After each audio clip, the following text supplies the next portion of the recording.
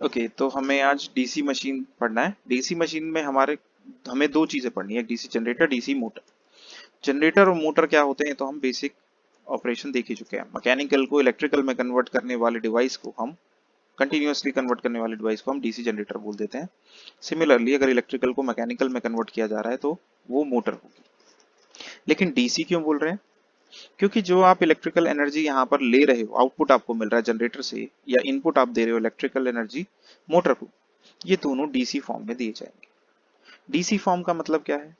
DC form का मतलब है करंट की डायरेक्शन चेंज नहीं होगी। करंट का मैग्नीट्यूड कम ज्यादा हो सकता है, लेकिन अगर करंट इस डायरेक्शन में फ्लो कर रहा है तो वो ऐसे ही फ्लो करता रहेगा, ऑपोजिट डायरेक्शन में फ्लो नहीं करेगा। एसी में क्या होता है, हमें पॉजिटिव करंट भी मिलता है, नेगेटिव भी मिलता है वैल्यूज। मतलब कभी करंट राइट साइड में, कभी लेफ्ट साइड में सेम कंडक्टर के थ्रू मूव करता है। ठीक है, तो यहाँ पे ये डायग्राम्स की मदद से भी हम ये चीज देख सकते हैं कि मोटर जनरेटर क्या करेंगे। सिस्टम में क्या करना है, डीसी जनरेटर या मोटर, जो भी हम डिवाइस ले रहे हैं, उसका कंस्ट्रक्शन और कैसे वो काम करता है थोड़ा सा उसके बारे में देखना है। तो सबसे पहली चीज क्या होगी, हमें डीसी जनरेटर पता चला क्या हुआ। अब हम उसमें क्या ऐसी कंस्ट्रक्शन कर रहे हैं, कैसे उसको कंस्ट्रक्ट कर रहे हैं ताकि हम ईएमएफ जनरेट कर सके। ईएमएफ कैसे जनरेट होती है? ईएमएफ जनरेट होती है d phi by d t करके। ठीक है, flux, rate of change of flux से हम ईएमएफ जनरेट करते हैं, दैट मीन्स फैराडेज लॉ। तो ईएमएफ कैसे जनरेट हुई और कितनी जनरेट हुई? ठीक है, कैसे? प्रिंसिपल जो कि फैराडेज लॉ इटसेल्फ ही है, और अमाउंट कितना हमारा ईएमएफ जनरेट हुआ है ये हमें देखना है, और बेसिक कंस्ट्रक्शन जिसकी मदद से हम ऐसा कर पा रहे हैं। तो सबसे पहले हमारे पास क्या होता है, अगर आप बाहर से देखो तो मोटर को, तो आपको एक सिलिंड्रिकल ऐसा करके स्ट्रक्चर नजर आता है। मोटर देख लीजिए या जनरेटर देख लीजिए, ऐसे करके। ये क्या है, एक बाहर कवरिंग है। ठीक है, ये हमारा योक कहलाता है। इसमें क्या लगा होता है, देखो, फ्लक्स कट करने के लिए यहाँ पे होना चाहिए फ्लक्स, तो यहाँ पर क्या होंगे, दो फील्ड पोल्स होंगे कुछ इस तरह से, दो से ज्यादा भी हो सकते हैं। और ये पूरे के पूरे क्या होंगे, ऐसे के ऐसे यहाँ पर कनेक्टेड है। मान लीजिए दो हमने कनेक्ट कर दिए, तो ये हमारे योक से ही अटैच्ड है। ये हमने आपको लैब में भी दिखाया था। कैसे इनको पोल्स बनाया जाता है, ये वाइंडिंग करी जाती है इनके ऊपर, ऐसे करके, ऐसे वाइंडिंग की जाती है। और ये वाइंडिंग की मदद से यहाँ पे इसको एक्साइट करके हम क्या करते हैं, यहाँ पे नॉर्थ और यहाँ साउथ बना सकते हैं, या ऊपर साउथ नीचे नॉर्थ बना सकते हैं।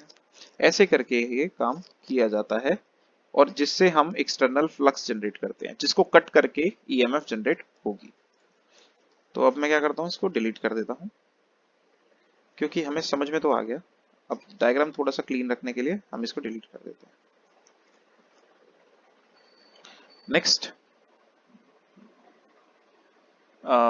नेक्स्ट चीज क्या है, हमें अब देखना है कि कंडक्टर कहाँ से लाएंगे और उसको कैसे अरेंज करेंगे। तो हम क्या करते हैं, यहाँ पर एक रोटर रखते हैं यहाँ पे।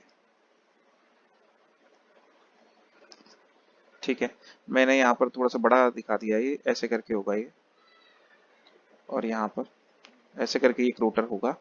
ठीक है, और बीच में एक शाफ्ट जा रही होगी। उस शाफ्ट की मदद से क्या होगा, ये सब काम हो पाएगा पॉसिबल। इसको थोड़ा सा कर देते हैं। ठीक है, तो ये देखिए, यहाँ पर हम क्या करते हैं, ये कुछ स्लॉट्स बना देते हैं यहाँ पे। इनमें हम क्या करेंगे, कंडक्टर्स रख देंगे। कंडक्टर्स कनेक्टेड होंगे, कॉइल की फॉर्म में यहाँ पे कंडक्टर होंगे, इसके ऊपर हम लपेट सकते हैं। ठीक है, ऐसे करके हम इसके ऊपर लपेट सकते हैं। बाद में इन्हीं कंडक्टर्स के अंदर ईएमएफ जनरेट होगी। लेकिन अगर हम थोड़ा सा ध्यान से देखें तो ये हवा में तो रुकने से रहा, इसको मैकेनिकल सपोर्ट चाहिए। ये जो हमारा रोटर है, जिसको हम आर्मेचर भी बोलेंगे, तो हम यहाँ पे क्या करते हैं, इसके सेंटर में यहाँ पे एक शाफ्ट लेते हैं। मोटर है तो शाफ्ट बोलेंगे, अदरवाइज हम इसको प्राइम मूवर बोलेंगे। ठीक है, यहाँ पर इसको, ये जो योक है, इसी के मैकेनिकल सपोर्ट से इसको रोकेंगे। फ्रिक्शन को कम करने के लिए बियरिंग रखेंगे, लेकिन फ्रिक्शन तो होगा ही तब भी, तो जो भी लॉस होगा वो हमारा फ्रिक्शन लॉस हो गया यहाँ पे। ठीक है, अब ये जो वायर हमने यहाँ पर इसके ऊपर लपेटा है, ये कॉइल की फॉर्म में ये बाहर आ जाएगा। ठीक है, इसको मैं क्या करता हूँ, रब कर देता हूँ, ये सिर्फ आपको दिखाने के लिए था, ठीक है। यहाँ पर क्या होगा, हमारे पास कम्यूटेटर लगा होगा और कम्यूटेटर से ये कॉइल्स जो होंगी कनेक्टेड होंगी उसके सेगमेंट से, ठीक है। और यहाँ पे हमारे ब्रशेस होते हैं जिससे हम डीसी करंट जो है वो लेते हैं। This is how it happens. तो ये हमारा वर्किंग फ्लक्स हो गया और कंडक्टर इसके अंदर रोटेट कर रहे हैं। अब जब हमें स्टडी करना होता है तो हम इसका क्रॉस सेक्शनल व्यू को देखते हैं, मतलब यहां से इसको कट कर दिया और सामने से अगर हम इसको देखेंगे तो ये कैसा दिखेगा, वो चीज हम देखते हैं, ठीक है। उससे ही उसकी मदद से हम उसको, यहाँ पर हमारे पास क्या है, ये पोल है हमारे पास, फील्ड वाइंडिंग हमने इसके ऊपर कर रखी है और ये जो वो रोटर है जो हमने आपको दिखाया था, यहाँ से फ्लक्स आता है और साउथ पोल से होते हुए नॉर्थ पोल की तरफ ऐसे अपना पाथ कंटिन्यू करता है। हमें पता है मैग्नेटिक फ्लक्स जो करता है वो फील्ड को, सॉरी लूप बनाता है, मैग्नेटिक फील्ड जो होती है वो लूप बनाती है। तो ऐसे बनाएंगे, ये इंटरसेक्ट नहीं करेंगे बट हाँ ऐसे करके कोर से हमारे योग से पास हो जाएंगे और यहाँ पे ये रोटर रोटेट करेगा जिससे कंडक्टर को कट करेगा और ईएमएफ जनरेट करेगा। यहाँ से हमारे दो टर्मिनल मिल जाएंगे, वाइंडिंग कुछ इस तरह से होगी और फाइनली हमें ईएमएफ मिल जाएगी। यहाँ पर एक सप्लाई हमें फील्ड को देनी पड़ेगी, दिस इज शोन। अब ये जो होगा हमें पता है ना कि अगर हम कोई भी कोर ले लें मैग्नेटिक और उस पर फील्ड लपेट देते हैं, सॉरी कॉइल लपेट देते हैं, तो इसको हम क्या बोल देते हैं, कोर बोल देते हैं मैग, ठीक है। ऐसे इसीलिए यहाँ पे इसको हम क्या बोल देंगे, ये हमारा पोल कोर हो जाएगा। जो हमारे पोल हैं, फील्ड पोल्स हैं, उनका कोर हो गया। ये शू है, पोल शू। और पोल शू किस लिए है, अब इफेक्ट, मैग्नेटिक फील्ड का इफेक्ट बढ़ाने के लिए, साथ ही साथ ये वाइंडिंग्स को आपके सपोर्ट भी कर रहा है ताकि वो खिसके ना। ये बड़ा सा स्ट्रक्चर है, यहाँ पे आपने पोल लगा रखा है नॉर्थ और यहाँ पे आपने लगा रखा है साउथ पोल, यहाँ पे आपने लगा रखा है। आपने बीच में क्या करा है, यहाँ पे रोटर यहाँ पर आपने लगा दिया, ठीक है। ये रोटर है, इसमें स्लॉट्स होंगे ऐसे ऐसे करके बहुत सारे, ठीक है। ये बहुत सारे स्लॉट्स होंगे। अब हम एक कंडक्टर पे यहाँ पर रख करके, हमने यहाँ पे क्या करा, ये कंडक्टर रख दिया, ऐसे करके जाएगा ये कंडक्टर, यहाँ पे से ऐसे करके जाएगा, पीछे से होता हुआ ऐसे करके इस वाले में से सपोज करो निकल के वापस आ रहा है, ठीक है। और फिर ये यहाँ पर किससे बंधा हुआ है, ये हो गया ना हमारा, यहाँ पर हमारा शाफ्ट पे वो जो कम्यूटेटर लगा हुआ है ना, ये कम्यूटेटर पे जा करके बंध जाएगा, ठीक है। I am removing this one, ठीक है, just to make you understand I have drawn this, ठीक है। अब देखो तुम इसको रोटेट करोगे, सबसे पहली बात है ना, फील्ड तो तुम्हारी पता चल गई ना तुम्हें, ऊपर से नीचे की तरफ हो गई, ठीक है। मैग्नेटिक फील्ड तो हमें क्या हो गई, पता चल गई। नेक्स्ट हमारा कंडक्टर भी हमें मिल गया है। अब हमें रोटेट करना है, किस डायरेक्शन में रोटेट करना चाहोगे, राइट या लेफ्ट, जैसे तुम कहोगे वैसे रोटेट कर लेंगे, बताओ। क्लॉकवाइज करें कि एंटी क्लॉकवाइज, क्लॉकवाइज, चलिए। Yes sir. तो सपोज करो आपने इसको ऐसे करके रोटेट करना शुरू किया है, ठीक है ना, ये आप इसको रोटेट कर रहे हो इस डायरेक्शन में। अब जब आप इस डायरेक्शन में इसको रोटेट करोगे, इस सिर्फ इस कंडक्टर के बारे में सोचो, ठीक है। I'll just remove this. ये जो कंडक्टर है जो कि एक्चुअली लेंथ वाइज ऐसे जा रहा है, ठीक है, वो राइट साइड में रोटेट कर रहा है ना, इस मोमेंट पे, इस मोमेंट पे, पर्टिकुलर मोमेंट पे, इंस्टेंट पे।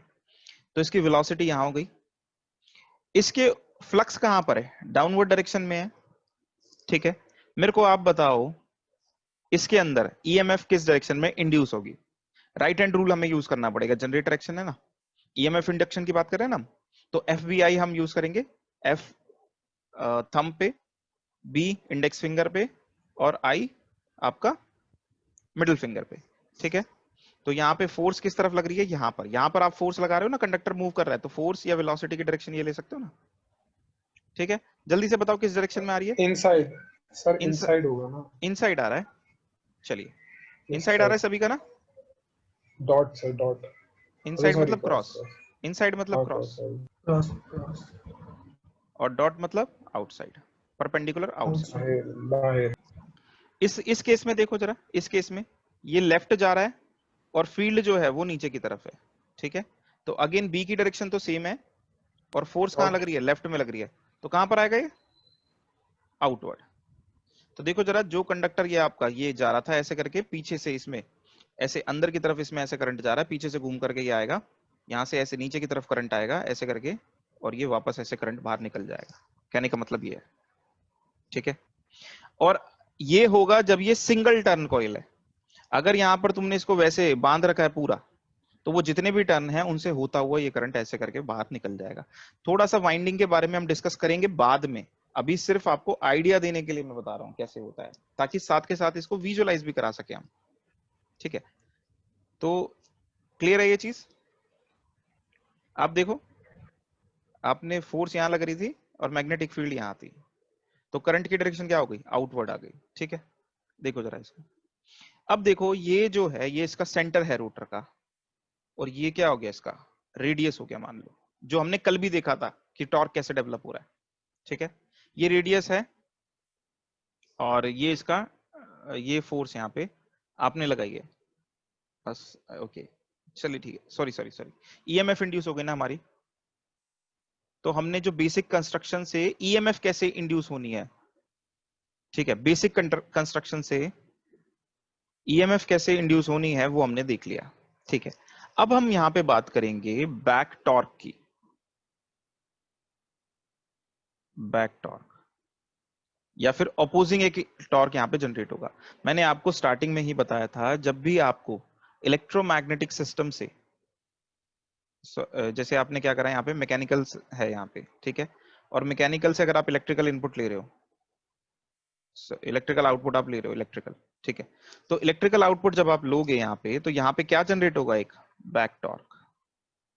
बैक टॉर्क मैं बोल रहा हूँ, मेरे को पता नहीं है ऐसी टर्म यूज करते हैं कि नहीं करते। अगर आप इलेक्ट्रिकल से मैकेनिकल में जा रहे हो, ठीक है, तो यहाँ पे क्या क्रिएट होगी, एक बैक ईएमएफ क्रिएट होगी, ठीक है।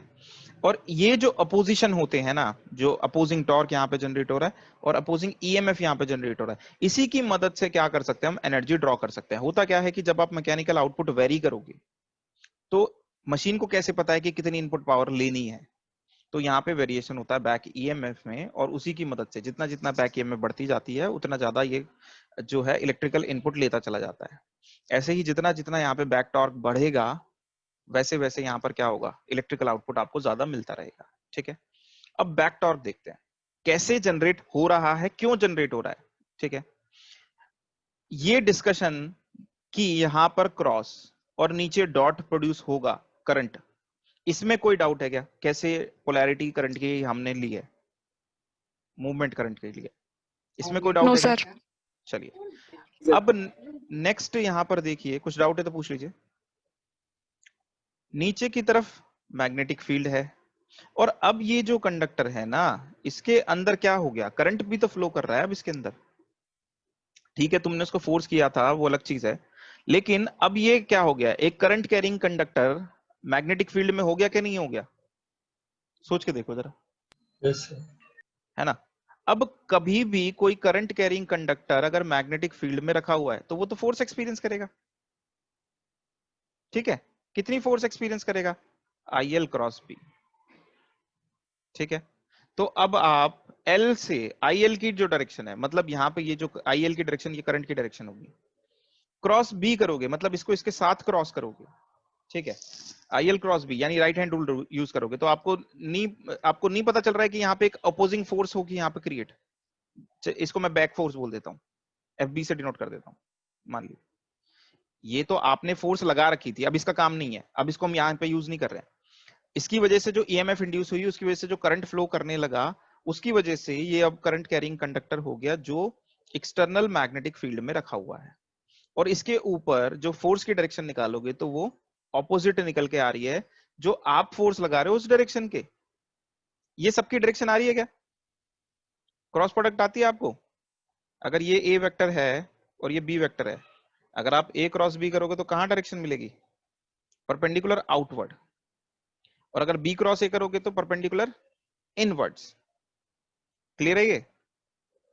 अरे हाँ ना बोलो जल्दी से। Yes sir. ठीक है, तो यहाँ पर यस सर। आपको जो डायरेक्शन मिलेगी फोर्स की, वो लेफ्ट डायरेक्शन में मिल रही है। देखो जरा इसको, आपने जो फोर्स लगाई वो राइट डायरेक्शन में लगाई, और आपको जो इस इंस्टेंट पे फोर्स मिल रही है वो अपोजिट डायरेक्शन में मिल रही है, एफ बी। और ये कैसा फोर्स, ये कैसा टॉर्क क्रिएट करेगी, ये एक ऑपोजिंग टॉर्क क्रिएट करेगी। मतलब आप ऐसा टॉर्क क्रिएट करना चाह रहे हो, कर रहे हो, और आपको ऐसा टॉर्क क्या मिल रहा है, मिल रहा है साथ में। ठीक है ना।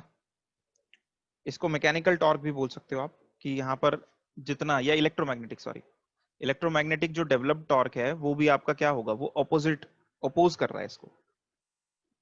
क्लियर है। इसी को हम क्या बोल रहे थे, बैक टॉर्क बोल रहे थे। यहाँ पे जो इलेक्ट्रोमैग्नेटिक टॉर्क जनरेट हो रहा है वो क्या कर रहा है, वो आपके मेन टॉर्क को अपोज कर रहा है। ठीक है, क्लियर है ये। हाँ, जल्दी बताओ। यस सर लास्ट वाला पॉइंट बताना एक बार। हाँ, मैं दूसरी स्लाइड पे जाकर के बता देता हूँ और क्लियर करके। आपने जो टॉर्क क्रिएट किया वो ऐसे टॉर्क क्रिएट किया, ठीक है। ये आपका है, जनरेटर के लिए, जनरेट करने के लिए जो आपने मूवमेंट करना चाहा वो ये करना चाहा। सेम टाइम पे जो इलेक्ट्रोमैग्नेटिक टॉर्क डेवलप हो रहा है, ठीक है, due to current carrying conductor placed in magnetic field, वो ऑपोजिट डायरेक्शन में हो रहा है। मतलब ये जो टॉर्क है वो आपके रियल टॉर्क को, जो आप दे रहे हो, उसको अपोज कर रहा है ना, जो डेवलप टॉर्क है, इलेक्ट्रोमैग्नेटिक टॉर्क। ठीक है, ये क्या कर रहा है, ये आपके मेन टॉर्क को अपोज कर रहा है जो आप रोटेट करना चाह रहे हो। अब सोच के देखो कि जितना ज्यादा तुम इलेक्ट्रिकल एनर्जी ड्रॉ करोगे, एक बार वापस से हम देखते हैं। देखो यहां पर ये जो कंडक्टर था, current carrying conductor placed in magnetic field, इसकी वजह से ये इलेक्ट्रोमैग्नेटिक टॉर्क जो है वो इस डायरेक्शन में आपका डेवलप हुआ था, फोर्स इस डायरेक्शन में आई थी, जो कि आपके मेन टॉर्क को अपोज कर रही है, जो मैकेनिकल इनपुट आप दे रहे हो उसको अपोज कर रही है। अब आप देखो कि अगर आपने इलेक्ट्रिकल एनर्जी ड्रॉन, अगर ये आपने इंक्रीज कर दिया, इसका मतलब क्या है, देखो जो भी आपका जनरेटर होगा उसके दो टर्मिनल बाहर आ रहे होंगे फाइनली, ठीक है, एक पॉजिटिव और एक नेगेटिव, जिससे आप एनर्जी ले रहे होगे। तो वोल्टेज तो ये रहेगी कांस्टेंट, ठीक है। आप क्या कर रहे हो, सिर्फ ये करंट इंक्रीज करते हो। करंट इंक्रीज करने का मतलब आप ज्यादा इलेक्ट्रिकल एनर्जी ड्रॉ कर रहे हो। आप खुद से देखो जरा, हमारे जो घर में सॉकेट्स होते हैं, इनमें वोल्टेज तो फिक्स है ना, 230 वोल्ट्स आरएमएस, ठीक है। वोल्टेज तो फिक्स होती है, आप कोई भी डिवाइस परचेस करते हो 230 वोल्ट ही लिखा होता है उसके ऊपर, ये 220 या 230 वोल्ट लिखा होता है। अब हाई पावर डिवाइस क्या करता है, जैसे आयरन, इलेक्ट्रिक आयरन की हम बात करें, या एसी की बात करें, या जो दूसरे हमारे डिवाइसेस हैं जो कि हाई पावर डिवाइसेस, वो करते क्या है, सेम वोल्टेज लेते हैं, बस करंट जो है वो ज्यादा ड्रॉ करने लगते हैं वो, ठीक है, जिसकी वजह से वो ज्यादा पावर ड्रॉ कर पाते हैं। तो यहाँ पे भी क्या होगा, करंट ज्यादा ड्रॉ होगा ना। मतलब अगर आप इलेक्ट्रिकल एनर्जी ज्यादा ड्रॉ करना चाहते हो, that means you have to increase the amount of current, and if you increase the amount of current, then what will happen to the torque। ये जो टॉर्क आपका डेवलप हुआ है, इस टॉर्क में क्या होगा, अगर इस फोर्स की हम बात करें तो ये ILB थी ना, IL क्रॉस बी, अगर आपने I इंक्रीज कर दिया तो फोर्स भी तो डायरेक्टली प्रोपोर्शनल है, and that means the torque will also increase directly, ठीक है। तो इन दोनों में क्या होता है, डायरेक्ट रिलेशन होता है, अभी हम डिराइव भी कर लेंगे इसको, टॉर्क और करंट में डायरेक्ट रिलेशन होता है। तो इसका मतलब जब भी आप ज्यादा इलेक्ट्रिकल एनर्जी ड्रॉ करना चाह रहे हो जनरेटर से, तो करंट हो जाएगा आपका ज्यादा, ये करंट आपका इंक्रीज हो जाएगा, और जैसे ये इंक्रीज होगा ये टॉर्क भी इंक्रीज हो जाएगा। अब अगर आप इसको स्टिल इसको कंटिन्यू करना चाहते हो, तो आपको ये वाला जो टॉर्क है जो आप दे रहे हो, जनरेटिंग टॉर्क जो आप कर रहे हो, मतलब जनरेटर के लिए जो आप टॉर्क दे रहे हो, इनपुट जो आप दे रहे हो, ये इंक्रीज करना पड़ेगा। नहीं करोगे तो ये इतना ज्यादा हो जाएगा कि ये जनरेटर को बिठा देगा, ठीक है। अगर आप एनर्जी ज्यादा ज्यादा लिए जा रहे हो और इनपुट नहीं देना चाह रहे, तो कैसे एनर्जी क्रिएट थोड़ी हो जाएगी। तो यहाँ पर इस तरह से ये हेल्प करता है। होता क्या है, जब भी आप ज्यादा अमाउंट ऑफ इलेक्ट्रिकल एनर्जी यहाँ से अब्सॉर्ब करना चाहते हो, ये जो बैक टॉर्क है ये, या फिर ये जो इलेक्ट्रोमैग्नेटिक टॉर्क डेवलप्ड है, ये इंक्रीज करना शुरू करता है, और इन टर्न आपको मैकेनिकल इनपुट ज्यादा करना पड़ता है, और जिसकी वजह से जैसे आपने ज्यादा इनपुट किया वो ज्यादा अमाउंट ऑफ इलेक्ट्रिकल एनर्जी आपको मिल जाती है, ठीक है। तो इस तरह से पूरा सिस्टम ऑटोमेटिकली काम कर रहा है। आपकी रिक्वायरमेंट बढ़ी और आपकी मशीन जो है वो रिक्वायरमेंट को खुद समझ करके, खुद ज्यादा बैक टॉर्क करके, खुद ज्यादा मैकेनिकल इनपुट करके वो सब कुछ हैंडल कर लेती है। ये सब इसके